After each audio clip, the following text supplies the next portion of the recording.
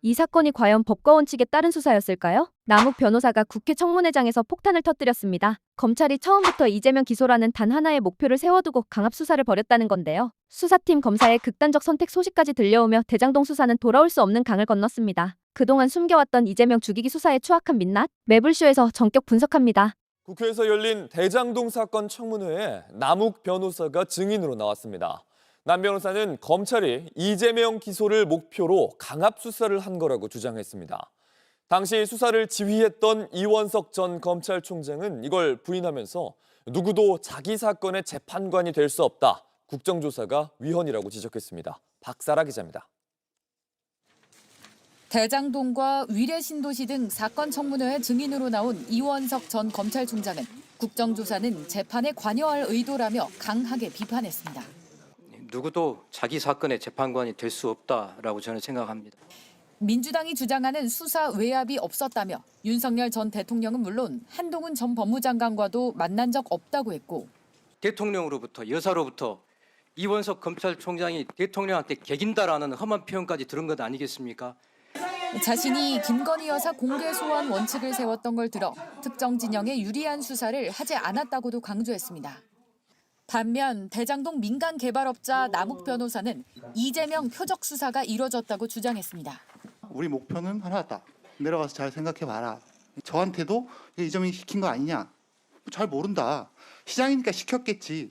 민주당 위원들은 검찰이 유동규 전 성남도시개발공사 본부장 동건여 압수수색 조서에 이재명 당시 민주당 대표를 피의자로 잘못 적시한 것을 두고 몰아세웠고 입건도 안 된 사람을 피의자 이재명이라고 써놓고 이 과정에서 검사와 고성이 오가는가 하면 대선 국민에게 설명을 어떻게 할까? 여당 측 회의 진행에 항의하던 신동욱 국민의힘 의원이 퇴장 조치 당하기도 했습니다. 신동욱 의원 퇴장. 한편 이날 불출석한 수사팀 검사 중 한 명은 국정조사 직후 극단적 선택을 해 병원에 입원한 것으로 알려졌습니다. JTBC 박사라입니다. 지금부터는 어제 국회에서 있었던 조작기소 국정조사 관련한 이야기를 나눠볼까 합니다. 요즘처럼 이 국정조사가 이런 성과를 낸 걸 본 적이 있나 싶어요. 기가 막힙니다. 충격적인 내용도 많아서 따라가기도 좀 따라가기 어렵고. 벅차요. 네. 그래서 여러분 어차피 여러분이 너무 방대해서 못 따라가요. 매불쇼로 정리하세요. 좋습니다. 예, 매불쇼가 아주 가장 정말 알아야 되는 것만 딱딱 짚어드리니까. 오케이. 어제는 대장동 관련해서 다뤘거든요. 관련해서 저희가 국정조사 위원 두 분 모셨고요. 관련 전문가 한 분을 모셨어요. 네. 왜냐하면 이제 중간에 즉흥적으로 이야기가 오고 가다 보면 또 해결 못하는 게 있을 수 있잖아. 네네. 이런 걸 우리가 이제 봄지육으로 해결했는데 봄지육이 지금 책을 쓰느라 못 나와요. 예, 맞아요. 그래서 그 자리를 메워주기 위해서 빨간 아재님을 저희가 소중하게 모셨습니다. 박수로 맞이합니다. 네, 고맙습니다. 안녕하십니까, 빨간입니다. 네. 안 그래도 어제 새벽에 전화 받고 죄송합니다. 오늘 왠지 봉지욱 땜빵일 것 같다. 그건 아니고요. 네, 저희가 기댈 수 있는 곳이 빨간 아재밖에 없습니다. 그냥 그렇게 앉아만 계셔도 저희가 불안감이 없어요. 대단히 고맙습니다. 빨간 아재는 대장동 재판을 계속 가서 취재를 해요. 그러니까. 그걸 계속 방송을 하고. 네. 근데 전문가예요. 근데 워낙 전문가라 네네. 빨간 아재 내용이 좀 어려워. 그 내용이. 워낙 전문가라. 그러면 최욱이 풀어주면 되잖아요. 그러니까요. 네, 그래서 이게 또 케미가 잘 맞습니다. 그럼요. 네. 대단히 고맙습니다. 그리고 어제 국회에서 정말 맹활약을 하셨던 분입니다. 지난번에 그 대북 송금 관련해서도 그렇고 이번 대장동 관련해서도 그렇고 큰 그림을 그리는 역할을 하는 분이 김승원 의원이며 이분은 진짜 굉장히 스마트합니다. 판사 출신이에요. 거의 지금은 화가로 활동합니다. 그림을 스케치사. 예. 판사 출신 김승원 의원님 박수로 모십니다. 네. 안녕하세요. 반갑습니다. 네, 김승원입니다. 고맙습니다. 자, 그리고 어제도 또 맹활약을 하시더라고. 시원하시더라고요. 그렇습니다. 예. 얼굴만 보면은 항상 집에만 있을 것 같은데. 요새 아주 정말 활약이 대단합니다. 집을 좋아합니다. 네. 빛을 안 본 얼굴이잖아. 자외선을 안 받은 얼굴이야. 김동아 의원님 박수로 모십니다. 예. 네, 반갑습니다. 김동아입니다. 네, 고맙습니다. 일단은 어제 상황을 간단하게 정리하고 그때는 이제 김동완 의원님이 활약을 많이 해주셔야 돼요. 처음에는. 그리고 이제 다 끝내고 김승원 의원님이 총정리. 이렇게 정리하겠습니다. 네, 알겠습니다. 그러면 지금부터 출발을 해보겠습니다. 대장동 관련한 이야기가 다뤄졌는데요. 네. 문재인 정부 때 대장동 관련 수사를 검찰에서 했습니다. 네. 그때는 이재명 대통령 관련한 내용이 전혀 나오질 않았어요. 그런데 이재명 정부로 윤석열 정부로 딱 바뀌고 수사팀을 그냥 다 바꿔버립니다. 네. 그래서 1차 수사팀, 2차 수사팀이라는 단어가 나오는 거예요. 예. 왜 2차 수사팀으로 바꿨냐? 오직 이재명 대통령을 제거하기 위해서다. 여기까지 제 의견이 아니고요.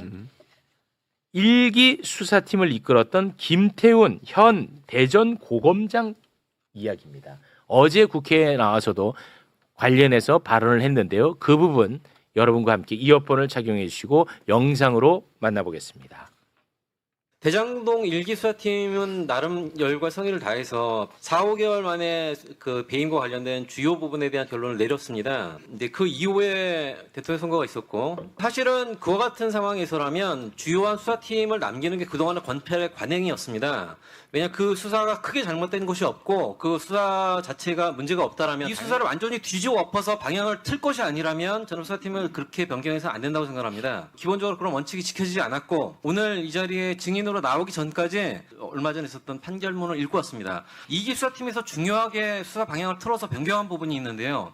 수사 주체를 크게 변경했습니다. 1기 수사팀에서는 거의 증거가 없어서 과연 이 부분에 대해서 수사 결론을 내려야 되는 거 아닌가라고까지 생각했던 성남시장을 공범으로 당당히 집어넣고 배임과 관련된 내용도 굉장히 확장했습니다. 특정 정당에서 주장하고 있는 내용, 그 프레임에 맞춰서 그게 굉장히 천문학적으로 있었던 범행이고 그런 내용으로 배임과 관련된 내용을 기존에 있었던 대법원 판례의 원칙과 판결의 기준을 벗어나서 그 내용에 대한 내용을 확장한 것으로 하여튼 판단을 했는데 그와 관련한 1심 재판 선고 결과에서는 이기수사팀에서 그런 변경 내용이 대부분 받아들여지지 않은 것으로 알고 있는데 그와 관련된 그 재판부의 판단에 대해서 상당 부분을 공감하고 있습니다. 네. 깔끔하네. 깔끔하죠. 예. 그래서 지난번에 2기 수사팀이 기소한 내용들에 대해서는 사법부에서 대체로 다 무죄를 판결을 한 거였던 겁니다.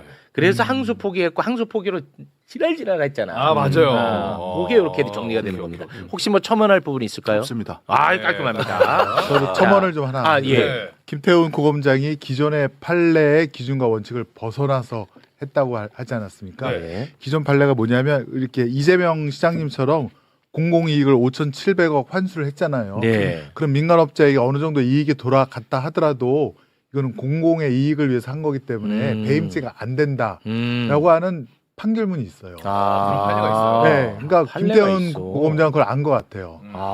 근데 근데 이기는 아마 이기도 알았을 텐데 저도 알고 있으니까 그걸 갖다 그냥 묻어두고 기소를 한 거다라고 이렇게 그 애둘러서 표현을 한 겁니다. 그 얘기군요. 네. 하나 그게 더 들어있습니다. 첨언하자면 지금 네. 특정 정당이 주장하는 방식으로 배임죄를 확장했다고 했잖아요. 네. 그 배임죄를 어떤 식으로 확장했냐면 배임 액수가 민간업자들 최초 기소할 때 배임 액수하고 나중에 이재명 정진상 기소하면서 취한 배임 액수하고 달라요. 처음엔 651억이었어요. 650. 나중에 4,895억 막 이렇게 가잖아요. 근데 그 이유가 뭐냐면 이거 택지 개발 사업이잖아요. 네. 그러면 택지 분양만 하면 끝나요 원래 이 사업은. 근데 민간 사업자들이 거기 아파트 분양 사업도 했어요. 네. 거기서 얻은 이익이 한 3,000억 돼요. 3,600억. 근데 그것까지 다 택지 개발 수익으로 포함을 시키고 심지어 거기서 이자 비용 무슨 뭐 판매비 이런 게 한 3,000억 가까이 되는데 그거는 또 뺐어요. 그러니까 이익이 엄청나게 부풀려진 거예요. 비용은 빼고. 네. 그렇게 하고 나니까 수익금이 9,600억이 넘고 거기에서 하나 더 성남 도시개발공사가 그 이익의 70%는 가져갔어야 한다.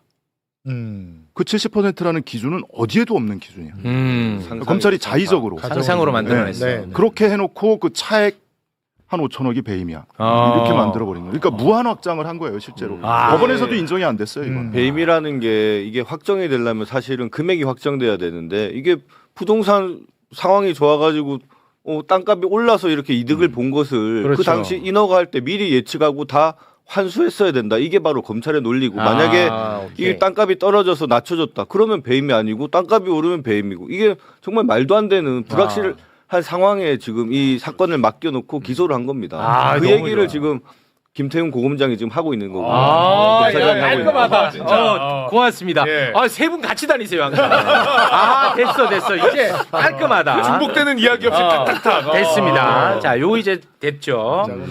자, 이기 수사팀은 대장동 업자들을 회유와 협박을 통해서 이재명 대통령으로 연결시키는 고리를 만들려고 했던 거예요. 이기에서. 예, 이기 수사팀이 그런 과정 속에서 남욱의 배를 가른다, 뭐한다 이런 얘기가 나왔던 거야. 됐죠? 네. 자, 그래서 남욱이 어제 나왔거든요. 네. 이것과 관련해서 남욱에게 물어봤어요.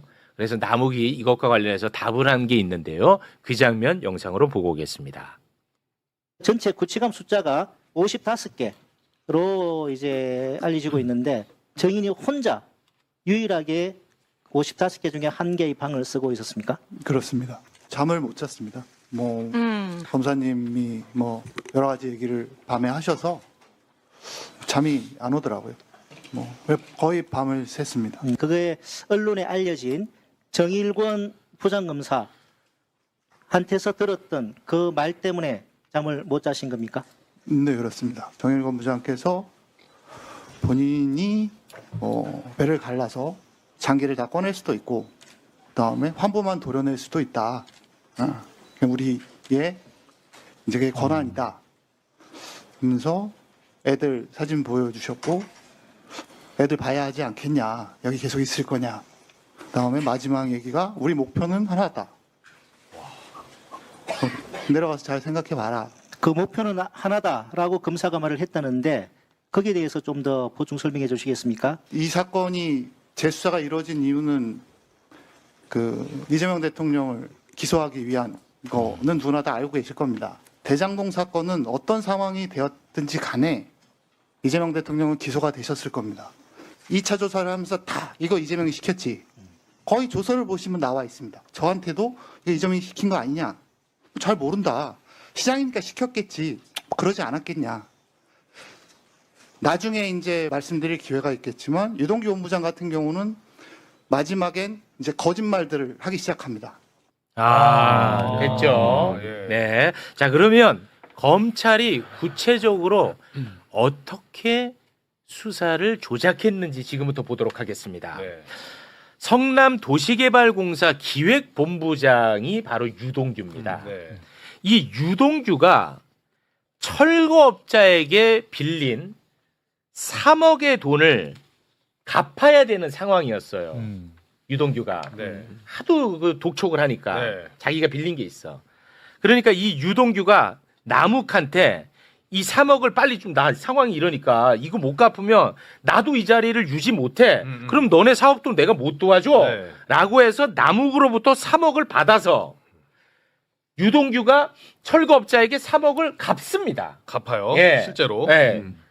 돈의 이동이 요거예요. 예, 진실은. 그런데 이 돈을 바로 이재명 대통령의 최측근 정진상 실장 그리고 김용에게 건네줬다고 둔갑을 시켜버립니다. 됐죠? 예. 자, 1기 수사팀에서 수사할 때 남욱이 이 돈에 대해서 뭐라고 이야기를 했는지 2021년 10월 18일 신문조서 소개해 주시죠. 네, 질문이 이렇게 합니다. 유동규가 3억 원을 요구한 이유는 무엇이었나요? 물었더니 남욱이 이렇게 얘기합니다. 다른 업자에게 3억 원을 빌렸는데 그것을 갚지 않으면 옷을 벗어야 하는 상황이라고 했습니다. 유동규가 대장동 개발 사업에 도움을 줄 것이라는 생각에 저도 응하게 되었습니다. 됐죠? 네. 맞죠? 오케이. 자, 그리고 남욱하고 같이 사업을 했던 사람들이 있어요. 다른 개발업자들도 이것과 같이 진술을 합니다. 소개해 주시죠. 네. 정재창 이름은 좀 기억을 해두세요. 네, 정재창 자수서. 저는 과거 정영학, 남욱과 함께 대장동 개발 사업에 참여한 사실이 있습니다. 위 사업이 진행 중이던 2012년경 사이에 남욱 변호사가 유동규를 만났던 사실이 있었습니다. 그 이후 남욱 변호사는 저와 정영학에게 유동규가 업자에게 3억 원을 빌렸는데 이에 대한 반환을 요청받아 힘들다고 한다. 유동규로부터 3억 원을 마련해 줄 수 있는지 부탁을 받았다라고 말했습니다. 같은 결이지? 예. 그 정민영도 다 정민영. 똑같아. 예. 같은 결이야. 네. 그리고 유동규에게 3억을 빌려주고 유동규로부터 3억을 다시 받았다라고 이야기되어지는 철거업자 있지. 그렇죠. 그 철거업자도 같은 진술을 했습니다. 네, 강철호라는 사람인데요. 네. 뭐라고 진술했냐? 유동규가 리모델링을 위한 철공사를 수주할 수 있게 해주겠다고 해서 유동규에게 3억 원을 주었습니다. 성남시청 철공사를 주겠다고 한 적이 있으나 이 말도 지키지 못했습니다. 제가 유동규에게 준 3억 원을 다 돌려받았고 저와 유동규가 3억 원이 반환 끝났다는 확인서를 쓰기도 했습니다. 그러면은 됐지? 정진상 김용익이 안 간 게 팩트제. 네. 그리고 이 철거업자가 이번에 국회에도 나왔어요. 국회에서도 또 같은 발언을 합니다. 그거 한번 보고 오겠습니다. 이거 진술서 보니까 리모델링을 위해서 철거공사를 수주할 수 있게 해준다고 해서 유동규에게 3억을 줬고 오늘 나오기로 했던 이민훈 등의 돈과 저희 돈을 몰아서 3억 원을 만들어줬다. 그리고 아는 사람을 통해서 성남시 시설관리공단 사무실에 찾아가서 독촉을 했고 결국 돈을 돌려받겠다고 하면서 나중에는 3억을 다 돌려받았다라고 진술하셨는데 이 구체적 내용 좀 말씀 주시겠습니까? 유동규한테 3억을 빌려줬습니까? 리모델링 조합장을 할 때 제가 3억을 제가 빌려줬습니다. 그러니까 좀 전에 그 자기 직을 걸고 내려놔야 된다. 그래서 빨리 돈을 줘야 된다. 그래서 그 이후에 돈을 받았습니까? 예, 받았습니다. 와 이거 자, 너무 일관되지. 예. 전혀 빈틈이 없습니다. 네. 그런데 이제 검사들이 남욱을 뭐 배를 가른다 그러고 협박하고 압박하고 주변인들을 엄청 또 많이 털었더만. 남욱 주변인들 텁니다. 예. 그래서 남욱의 진술이 바뀝니다. 그래서 그럼 남욱의 진술이 3번에 걸쳐서 바뀌는데 어떻게 바뀌는지 처음 진술 아까 봤던 거 다시 한번 또 봅니다. 네. 자 이거 보면은 아까 맞죠? 이렇게 네. 했죠? 그런데 이제 막 배 가르고 막 그렇게 합니다. 그래서 2022년 10월 13일에 남욱의 진술이 바뀝니다. 예. 유동규는 어디에 사용하기 위해 피의자에게 돈을 요구했냐라고 물어보자 형들하고 사용하려는 것으로 저는 이해하고 있었습니다. 로 바뀌고 형들은 누구를 의미하냐 물어보니 정진상 김용을 의미합니다. 이렇게 이제 바뀌게 되는 겁니다. 물론 남욱은 이 진술도 이제 다시 바로 잡습니다. 예, 그거까지만 한번 볼까요?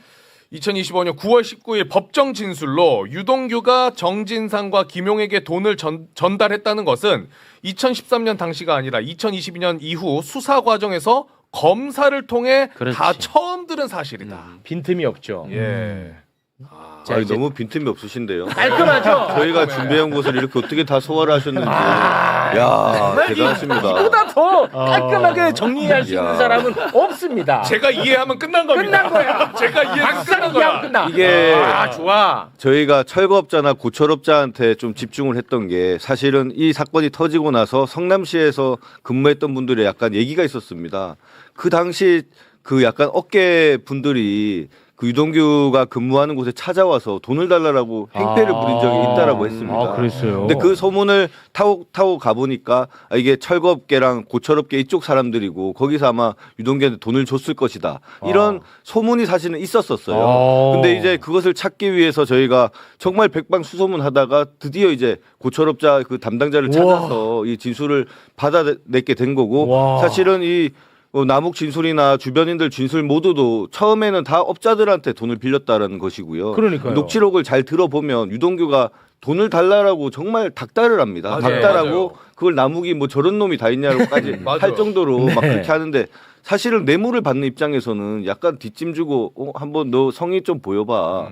이런 식으로 나오고 그거를 이제 형들 갖다 줄 거였으면 전혀 그래 닥달할 필요가 없었었는데 정말 어떻게 보면 그 당시에 유동규가 잠깐 뭐 화면에도 보였지만 그 철거업자나 고철업자 분들에게 좀 압박을 받고 있지 않았을까 저희가 그렇게 이제 상황을 보고 있습니다. 그렇습니다. 빈틈이 없잖아. 맞아요. 요거 하나만 그 남욱 씨가 진술을 변경하게 된 게 근데 수원 대북송금 사건처럼 검찰청 같은 방에다가 유동규와 남욱을 몰아놓고 유동규가 남욱한테 계속 너 내가 옛날에 얘기했는데 너 들었잖아. 왜 지금 모른 척하냐. 이렇게 계속 압박을 했답니다.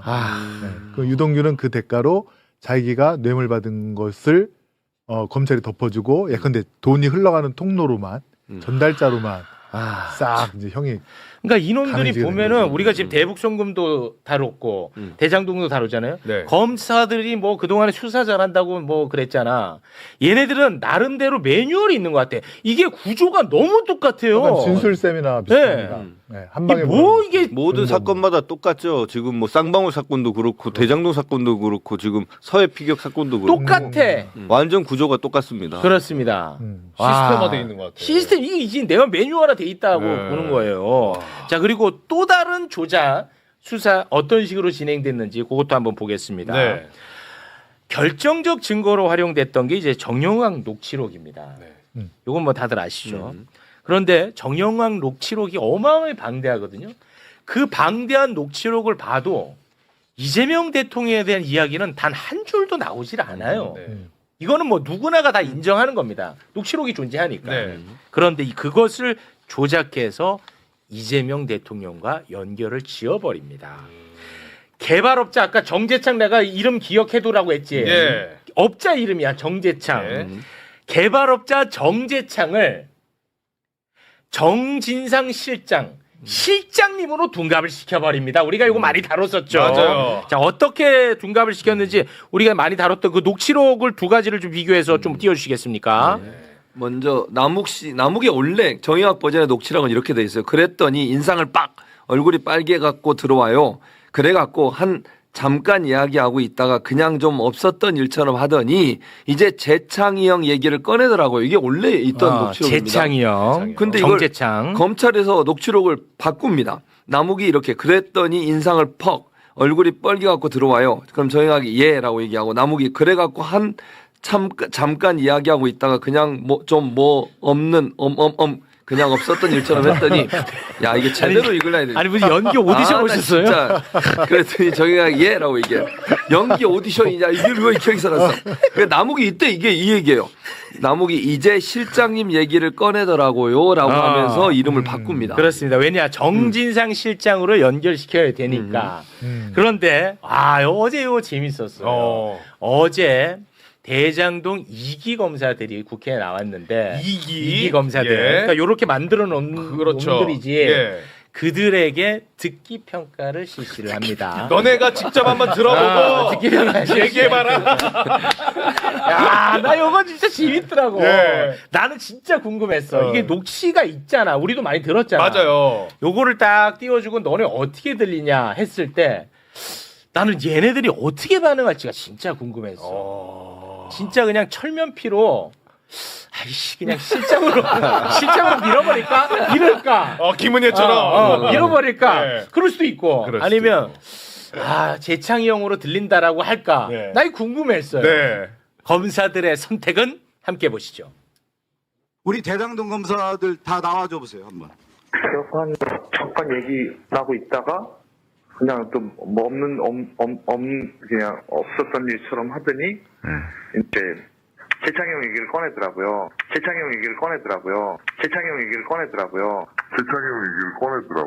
네, 전주환지검장님. 이게 실장님으로 과연? 들립니까? 뭐로 들립니까? 말씀 한번 드리겠습니다. 아니 일단 뭐로 들리냐고요? 지금 그 재창형으로 들립니다. 재창형으로 들리긴 하지만 녹취록 그 작성 과정에 검사들이 관여한 것은 아닙니다. 듣는 사람에 따라서 내용이 굉장히 많이 다를 수 있습니다. 바이든인지 날리문인지 그거 갖고도 논쟁이 있었지 않습니까? 저거를 저기서 얘기한다고. 진짜 말도 안 되는. 저 어떻게 합니까? 검사들은 진짜 심각합니다. 바이든 날리면 가져와 버리네. 그러니까. 아니 강백 씨는 정말 나쁜 놈입니다. 왜냐하면 정재창 씨가 이제 같은 업자라고 했잖아요. 네. 원래 이 사람이 골프를 잘 쳐서 대장동 사업 초기에 근데 유동규라든가 최웅길 성남시 의회 의장 했던 사람 로비를 하는데 이 사람이 골프를 치면서 돈을 많이 잃어줍니다. 재창이 잃을 형이 사람이 아니에요. 재창이 이거 아마 형이. 챔피언을 몇 번 한 사람이에요. 재창이 형이 일부러 잃어주는 거예요. 잃을 수 있는 사람이 아니에요. 그러니까 이제 이 정재창이가 이 대장동 업자들의 비리를 다 알고 있는 거예요.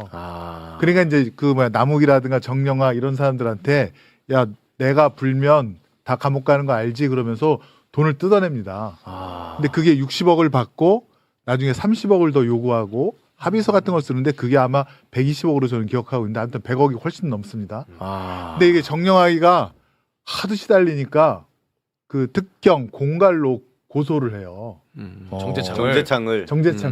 그랬어요. 네, 근데 그게 2023년인가 그런데 그래서 경기 남부청에서 정재창을 공갈 혐의로 구속영장을 신청을 하는데 네. 이거를 그러니까 다시 보안 수사를 요구하면서 기각을 시킨 검사가 있습니다. 검사 누구예요? 강백신. 와. 이놈의 이렇게 강백신이에요. 정재창에 대한 수사를 무마시켰죠. 그래서 본인들은 처음에 보안 수사를 요구하고 그다음에 이제 영장을 뭐 그다음에 결정하겠다고 했는데 그게 2023년 6월경이거든요. 2년 6개월 동안 정재창에 대해서 아무런 결정을 안 내립니다. 그 강백신 그놈은 재창형을 누구보다도 잘하는 사람이네. 알고 있는 거예요. 제가 볼 때는 알고 있어요. 이 녹취록에 재창형이 있다는 거를 모르는 놈이 아니에요. 이거 대박이다. 방송에서 자꾸 놈이라고 했으면 네네. 열받으니까. 와. 그런데 저기 나와서 뻔뻔하게 그러지 않습니까? 지금 자기가 녹취록에는 검사들이 관여 안 했다고. 와. 진짜 나쁜 놈입니다. 와, 강백신은 진짜 이름이 언제나 튀어나와요. 저는 강백신 검사는 거의 뭐 친구 같아요. 너무 오래 봤어요. 한 7년째 법정에서 계속 나왔으니까. 과거에 조국 정경심 교수 때부터. 그때도 강백신이야. 와. 송경우도 그때. 노경곤. 다 그때 투입된 멤버들이에요. 저는 실물은 요번에 봤는데 젊었을 때 사진이 원래 돌았잖아요. 그 머리숱 많은. 그래서 처음에 보고 딴 사람인가 좀 그런 생각을 했었어요. 뭐 이런 얘기는 좀 뭐 적절하진 않은데 저는 강백신을 이름으로만 계속 들었고 누군지를 몰랐어요. 근데 최근에 이제 국회에 나오잖아요. 저는 강백신 이름만 듣다가 처음 봐가지고 너무 놀랐어. 강백신이 나는 뭐 초대 검찰총장인 줄 알았는데 이 얼굴만 딱 보고 너무 나이가 있어 보여. 근데 이분이 73년생이야. 나이가? 그래요? 젊어. 저보다 한 2살 어려요. 어려요? 어려요? 근데 강백신 검사가 이 법정에서 구형하거나 할 때, 형량 구형하거나 할 때 자주 쓰는 말이 있어요. 당랑거철. 피고인들이 사막이. 아니라고 막 반박하고 무죄 증거 들이대고 이러잖아요. 그거는 이 대세에 아무런 영향을 못 끼치는 거야. 당랑거철이라는 게 큰 수레바퀴 앞에 있는 사마귀를 얘기하는 거잖아요. 근데 이번에 국정조사 보면서 오히려 그 말을 되돌려주고 싶더라고요. 어제 막 큰 소리 치고 하는 거 보면서 맞아요. 너 그거 당랑거철이야. 역시 현장에서 싸웠던 분이라 다르네. 괜찮았어요? 이거 괜찮아요. 울림이 있었습니다 지금. 다음엔 알려주세요. 저희가 질의할 때 딱 써먹으면 야 진짜 근데 왜냐 이자들은 단 한 번도 견제받아 본 적이 없어요. 처벌받아 본 적이 없고. 그러니까 지금도 저렇게 까불 수밖에 없는 겁니다. 악쓰고 막. 그렇습니다. 어떤 식으로 이제 조작이 됐는지 잘 정리가 됐죠. 네네네. 친구한테 설명까지 가능하겠죠. 그럼요. 그렇습니다. 자 그러면 검찰의 회유와 협박에 넘어가서 검찰에게 협조적으로 하면 어떤 특혜를 받았는지 한번 좀 보고 가겠습니다. 이렇게 함으로써 그렇습니다. 그게 이제 유동규거든요. 유동규가 어떤 편의를 제공받았는지 좀 설명 부탁드립니다. 아까 뭐 김승호도 잠깐 말씀하셨는데 원래는 뇌물수수자거든요. 그럼 무기 또는 10년 이상의 징역을 받아야 되는데 이걸 정치자금 단순 전달자로 바꿔가지고 집행유예를 해줬어요. 와, 집행유예. 두 번째, 정치자금 부정수수 공범으로 기소가 됐는데 이걸 항소심까지 무죄가 나왔어요. 그러니까 제대로 검찰이 대응을 안 한 거죠. 그리고 마지막 구속영장. 이것도 석방되고 편의 제공돼서 영장 청구를 하지 않았어요. 그러니까 이 자체로 사실은 유동규에 대한 혜택을 엄청나게 검찰이 준 거죠. 자기들 말에 듣고 회유를 당해서 그 말대로 행동을 하니까 이런 혜택을 주는 거예요. 그렇습니다. 의원님. 아까 뭐 요 뭐 그대로 이 시나리오대로 흘러갔고요. 정재창의 경우에도 사실 그 3억 원이 사실은 유동규가 개인적으로 철거업자한테 빌려서 쓴 거를 알고 있지 않습니까? 네. 근데 정재창을 근데 공갈로 구속해서 기소를 하면 정재창이 사실을 말할까봐. 그래서 막은 거구나. 그래서 막은 거예요. 아예 못 올라오게. 정재창한테 선물을 준 거예요. 거짓말할 대가의 선물을. 그래서 막은 거예요. 그래서 2년 6개월 동안 대장동 재판 끝날 때까지 아마 처분을 안 할 겁니다. 그리고 꼬링 시키면 정재창 또 무혐의로 봐줄 겁니다. 네. 수법이 똑같아요. 진짜. 그러니까 협조하면 이렇고 협조하지 않으면 주변 사람들 다 틉니다. 잡아놓고. 네. 그러니 협조 안 하기가 어렵잖아. 그런 사례를 우리 김승원 의원님이 김동아 의원님이 하나를 더 이야기를 합니다. 요거 아주 흥미로운데요.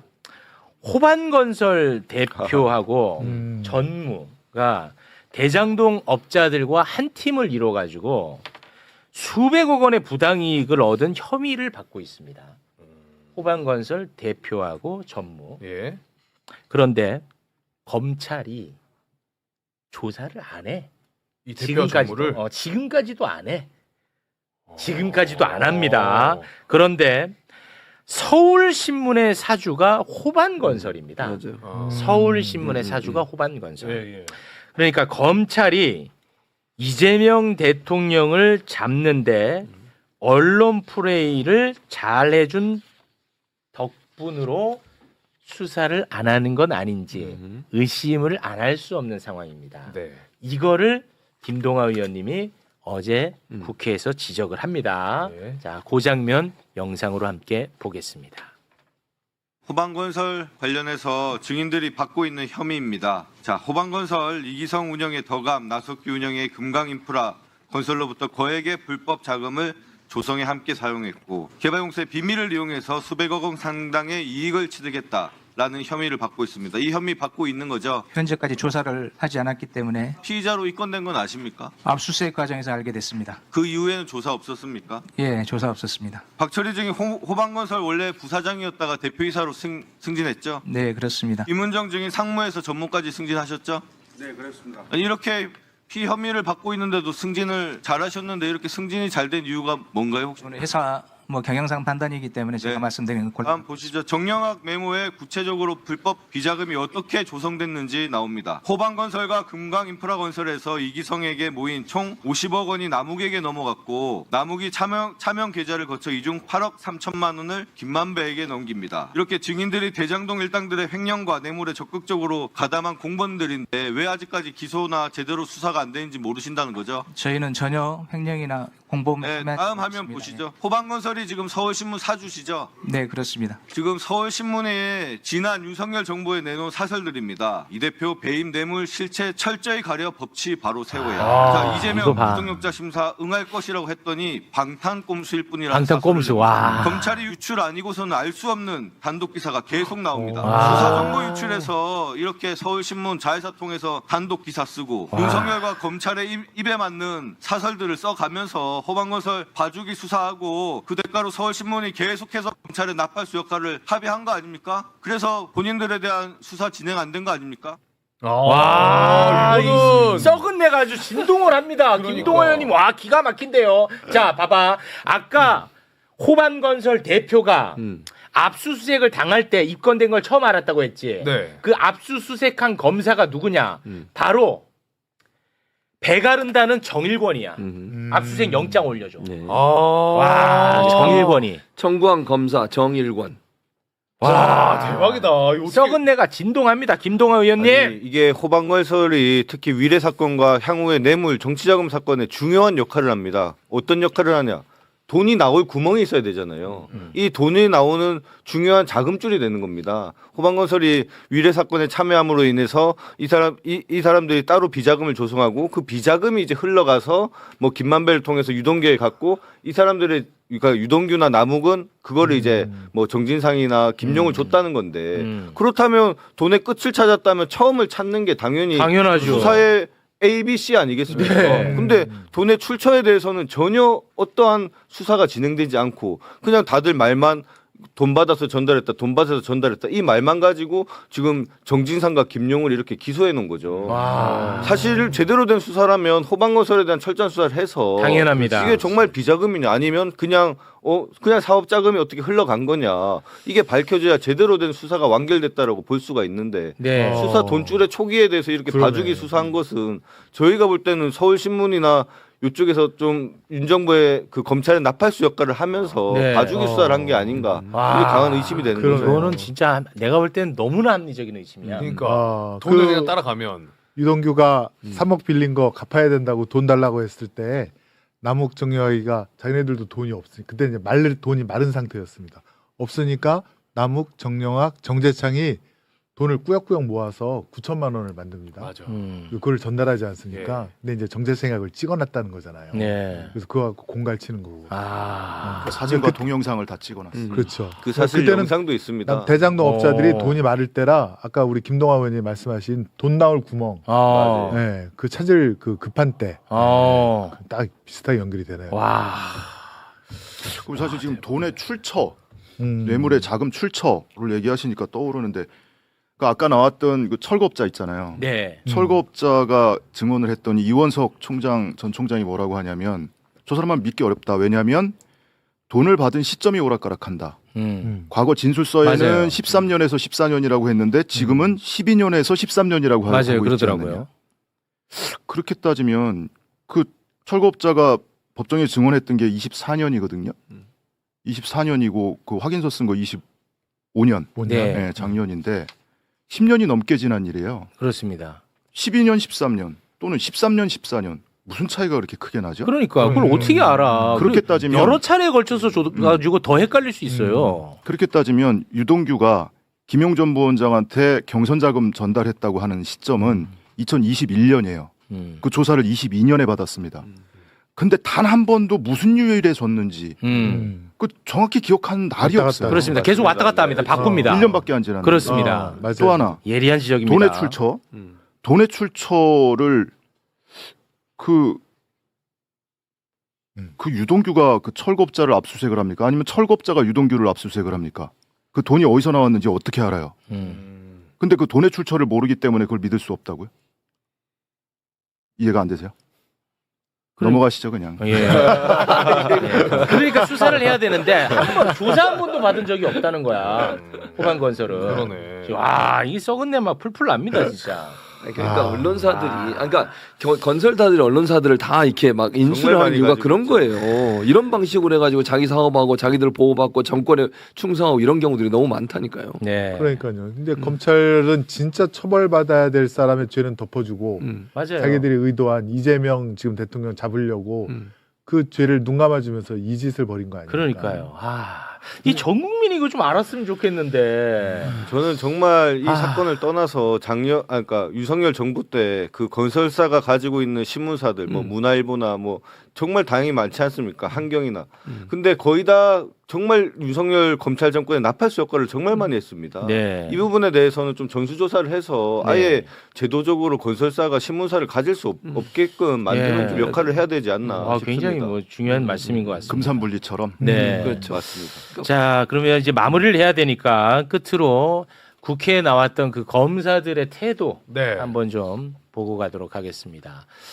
이 자들은 지금 생중계가 되고 있고 국회의원 앞에서도 고압적입니다. 국민들이 다 보고 있는데. 다 보고 있는데.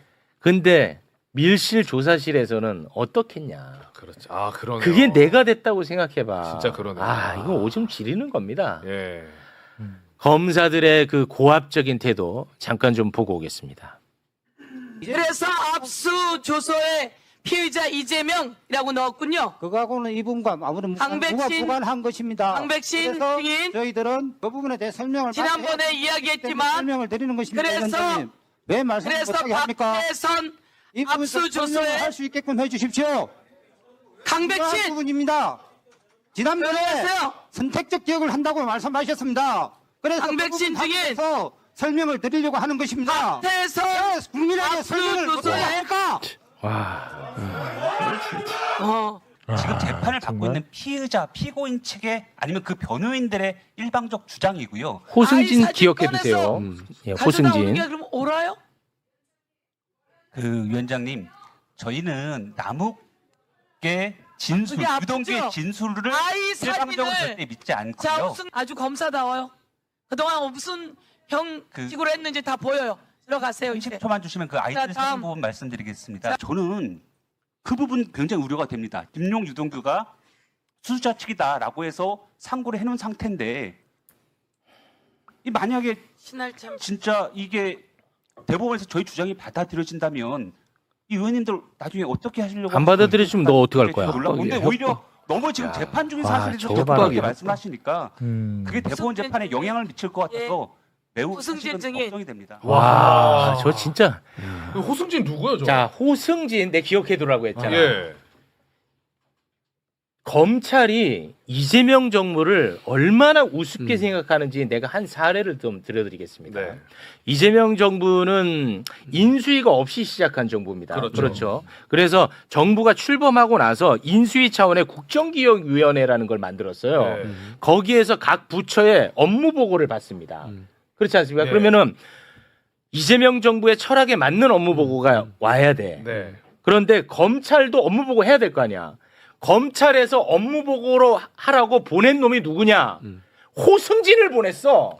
검찰이. 맞아. 이거는 이재명 정부를 완전히 진짜 우습게 생각한 겁니다. 그래가지고 와가지고 업무 보고 나고 한 말이 뭐냐? 수사 기소 분리는 잘못된 것이라는 걸 업무 보고를 해. 이재명 정부의 국정 철학을 아는데 일부러 얘를 보내가지고 완전히 그냥 우롱한 거야. 얼마나 이재명 정부를 우습게 합니까? 대박이다. 아, 지금 변호사지. 그때는 지금은 이제 변호사지만 그때 검사였고. 호승진이가 그 민주당 당사 압수수색 맞아요. 할 때 예. 쳐들어온 놈입니다. 쳐들어간 사람이야. 예, 맞아요. 그 놈입니다. 그게 근데 호승진이야. 검찰에서 걔를 우리 민주당 정권에다 보냈다. 얘를 민주당 정부를 보낸 거야. 얘를 일부러 그런 거지. 뭐 호승진이 압수수색하러 일부러. 또 보냈나? 아, 나는 그때 진짜 말도 진짜- 안 됩니다. 와, 저는 그거 처음 알았네. 아유, 우리 그 빨간 노무현- 의원께서 잘 아시겠지만 호승진 검사가 법정에 나와선 저거보다 더 합니다, 사실.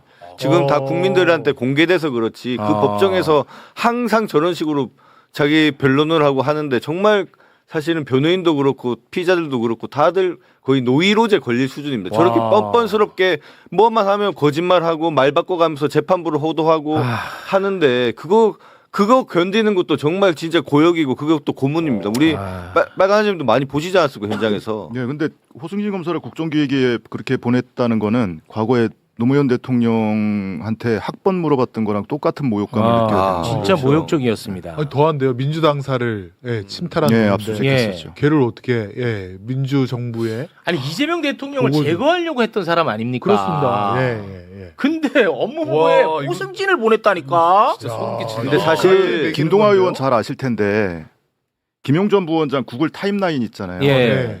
그거 증거 채택하면 안 된다고 믿을 수 없다고 했던 게 호승진이거든요. 아 그래요. 근데 호승진이 과거에 최순실 국정농단 사건 특검팀에 있을 때 자기가 박근혜 비선 의료 입증한다고 그 비선 의료 행위를 한 사람의 구글 타임라인을 증거로 제출했던 사람이 저 사람. 호승진이야? 근데 이번에는 그거 하면 안 된다고. 그러고 믿을 수 없다 그러고. 법원 감정까지 다 거친 거를 믿을 수 없다고.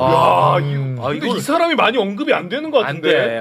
그게 저희는 사실은 실력은 없다고 봐요. 그냥 앞에서 말만 저렇게 하지 실제 그 조작하고 하는 것들은 강백신, 어미준, 정일권 그리고 정일권이 그런 검사들이 하고 저기는 항상 말만 저렇게 하는데 호승진 검사가 어떤 역할을 했었냐면 그때 정진상 실장을 조사할 때 그 변호인이 조금 한 10분 늦게 갔습니다. 그 10분 늦게 간 찰나에 정진상 실장 면담한다고 불러서 그걸 또 회유를 하려고 했다고 그러더라고요. 호승진이? 네.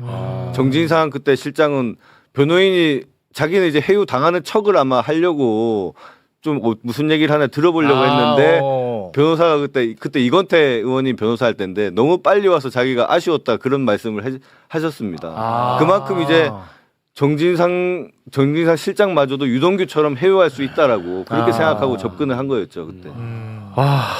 진짜 얼마나 우리를 우습게 봤으면. 이거 전 국민이 알아야 되는데 어떡하냐. 이 매불쇼가 너무 영향력이 없어. 아니 근데 오늘 지금 이 방송과 이 내용은 진짜 널리 좀 퍼져. 전 처음 알았어요. 너무 충격이야. 또 어제 나왔던 내용 중에 사실은 뭐 크게 이렇게 눈길을 사로잡지는 못했을 텐데 워낙 내용이 복잡하고 어려운 내용이라. 맞습니다.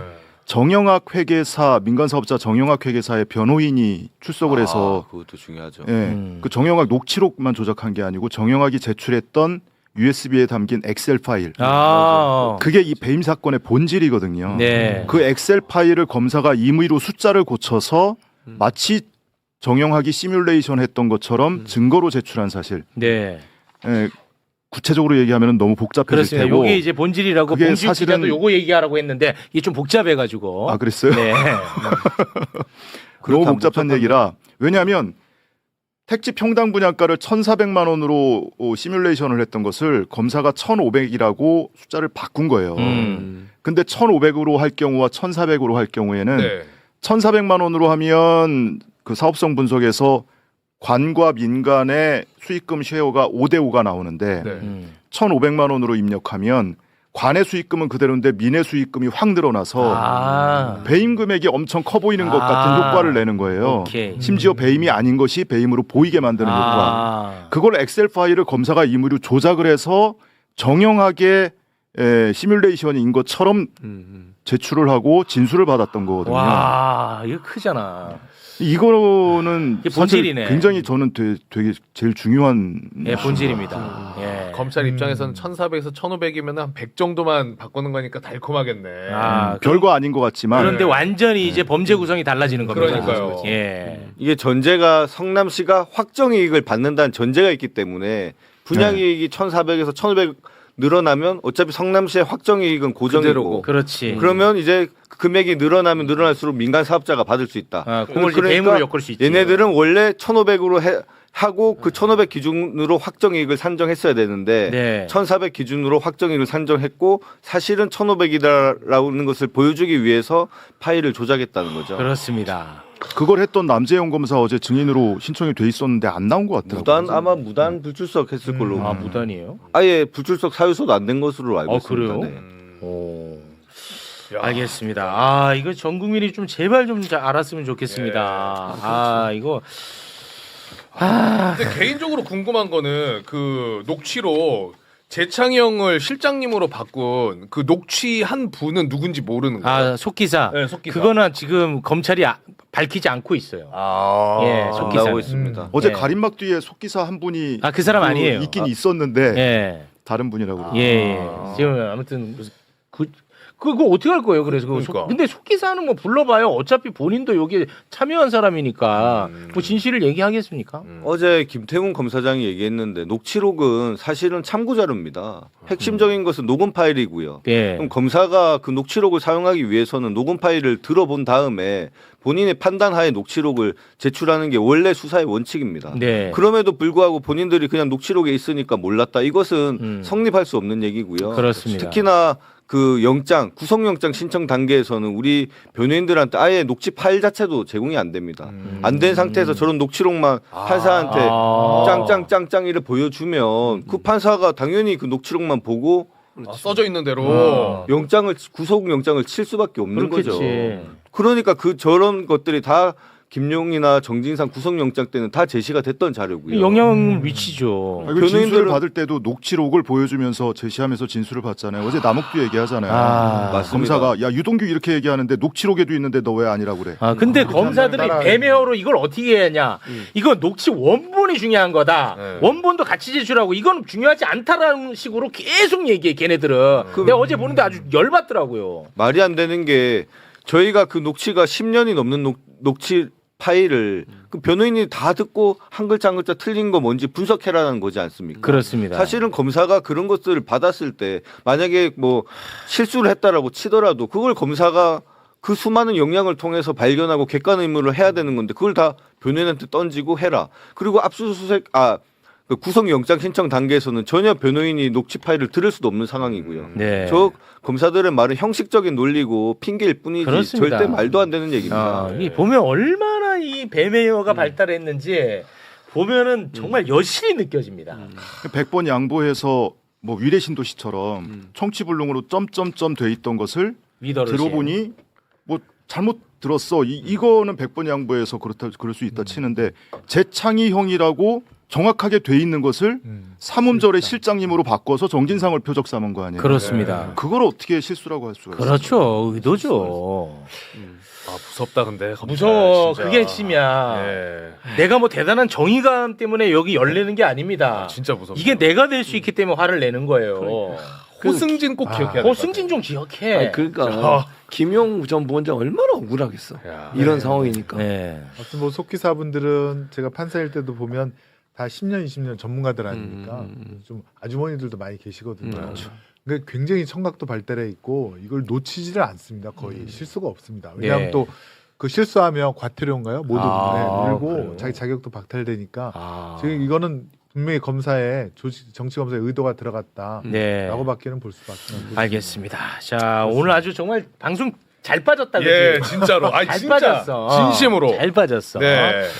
자, 세상에 좀 많이 퍼뜨려 주시길 바라겠습니다. 저작권 전혀 없습니다. 막 퍼날라 주시길 바라겠습니다. 오늘 너무나도 큰 역할을 해주신 세 분께 뜨거운 박수로 끝인사 전해드리겠습니다. 세 분 대단히 고맙습니다. 네, 고맙습니다. 오늘 좋았다. 오늘 좋았다. 오늘 좋았어. 정말 예, 아주 좋았어요. 고맙습니다. 그러니까 저는 오늘 이걸 들으면서 그런 생각을 했어. 김용 전 부원장이 출마하는 게 뭐가 문제인가? 아, 또 이런 생각을 개인적으로 했습니다. 아, 또 선거운동 하시죠. 아니 무슨 말씀이세요? 거기서 네, 선거운동은 아니, 이렇게 억울한데 이렇게 억울한 일을 당한 사람이 그렇습니다. 대법원 판결 안 나왔다고 네. 출마하지 말라 이런 얘기하면 안 되는 거 아닙니까? 아, 또 갑자기 그쪽으로 네. 빠집니까? 네. 또 이것도 어디에 뭐 갖다 줘야 돼요, 이파에? 이파에 또 어디 또 뭐 보고 해야 되나 봐요. 뭘 보고 네, 뭐가 또 있는 것 같습니다. 없습니다. 저희가 모르는 어떤 없습니다, 그런 그런 거. 권력 계통이 있는 것 같습니다. 없습니다. 고맙습니다.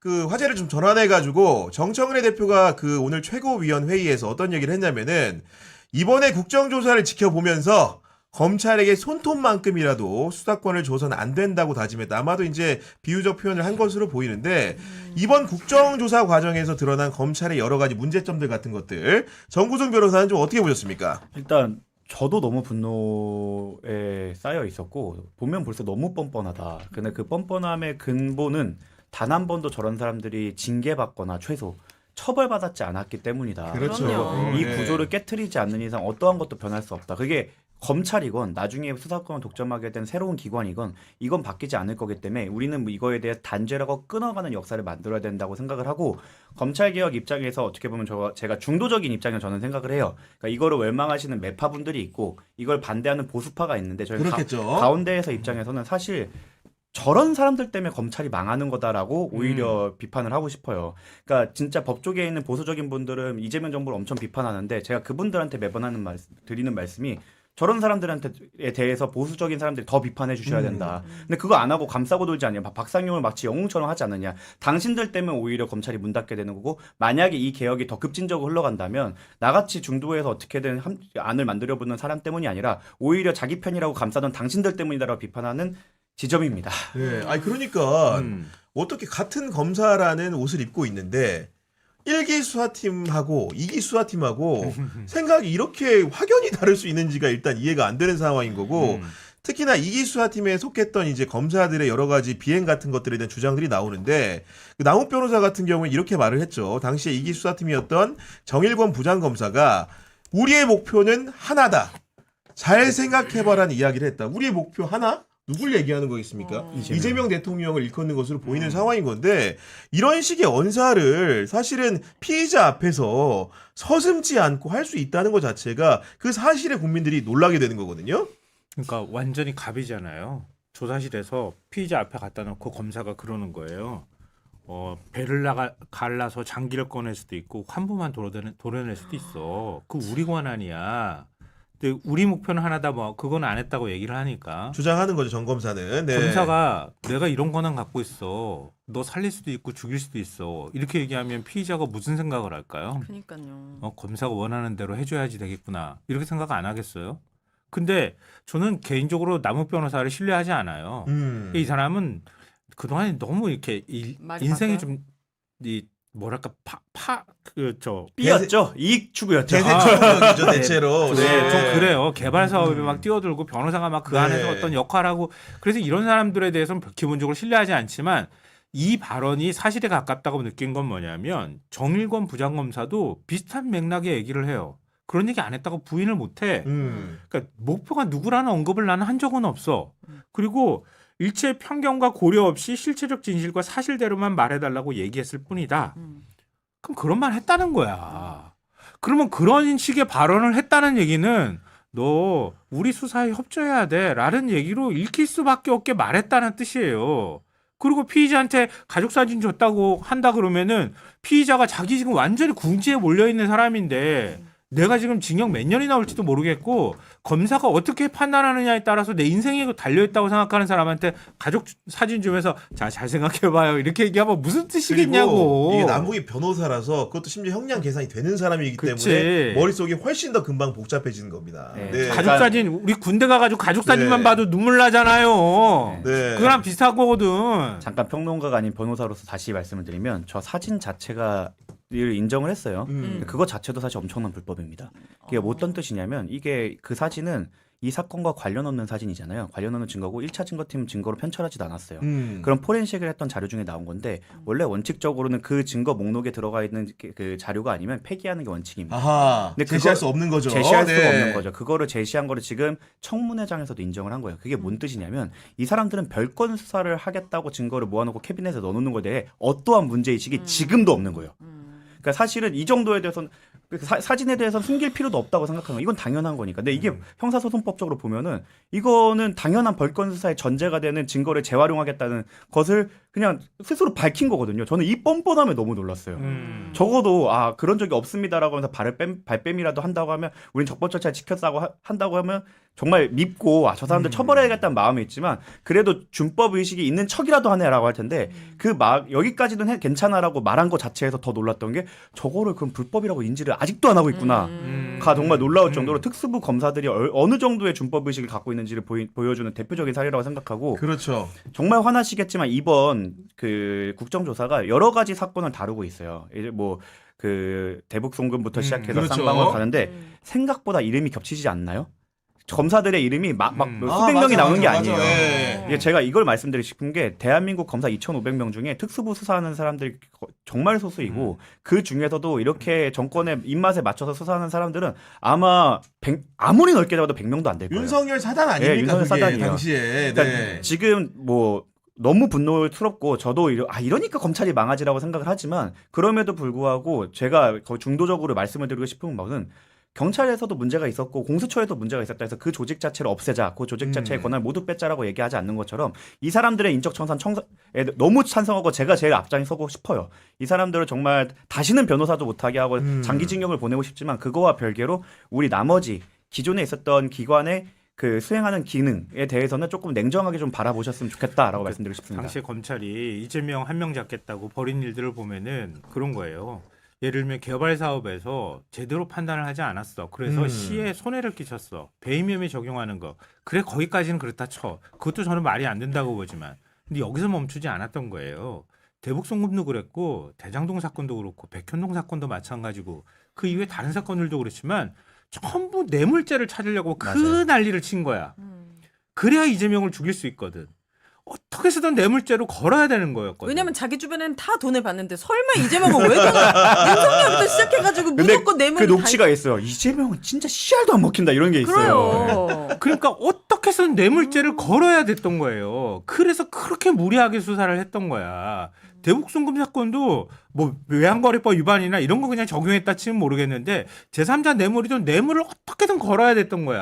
맞아요. 네. 그러면서 무리수를 쓰는 거거든요. 대장동도 그러고 다 똑같아 지금. 그렇기 때문에 쌍방울에 있던 사건은 남부로 안 보낸 거예요. 사실은 주가 조작이면 남부가 사실은 메인 핵심인데 네. 서울 남부지검 남부로 네. 보내기 시작하면 컨트롤 밖에 있는 검사들한테 갈 가능성도 있으니까 그럼 지검장부터 담당 부장, 차장, 뭐 담당 부원을 바꿔야 되는 게 있으니까 계속 수원에서 그립을 자기가 잡고 있는 그립이 생각보다 많지 않았던 거예요. 네. 그렇기 때문에 수원이나 중앙만 계속 이거에 대해서는 집중을 했던 부분인데 우리가 너무 감정적으로 화가 나고 저 사람들에 대해 비판하는 것도 너무 동의하고 그분들에 대한 처벌이 강력하게 있어야 된다고 공감을 하지만 조금만 그 제도를 바라보실 때는 냉정을 되찾으셨습니다. 그러니까 이런 상황에서 일부 검사들이 특수부를 했던 여러 검사들에게 불이익이 가는 상황을 연출하다 보니까 뭔가 여론 지형을 바꿔야 될 필요성을 느낀 것인지 최근에 들어서 보수 언론의 반격이 시작됩니다. 네. 그 가장 가깝게 나온 기사 같은 경우에는 대장동 사건을 처음 수사했던 1차 수사팀도 이재명 대통령의 업무상 배임 혐의 등에 대해서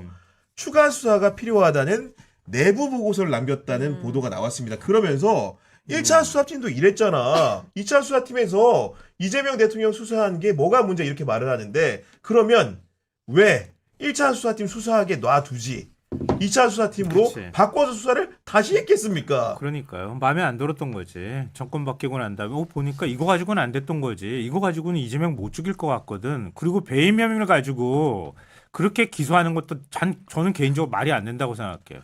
저 보수 인사들 만나가지고 우리 뭐 대기실 토크 뭐 이런 얘기도 하지만 같이 얘기했을 때 말이 안 되잖아요. 이렇게 물어보면 좀 안 되지. 지자체장 이렇게 대기실 토크할 때 이렇게 수사하고 기소하겠다 그러면은 지자체장들 처벌 안 받을 사람 아무도 없을 걸 그렇게 얘기한단 말이에요. 맞아요. 네. 그리고 카메라만 돌면 공소 취소를 했지.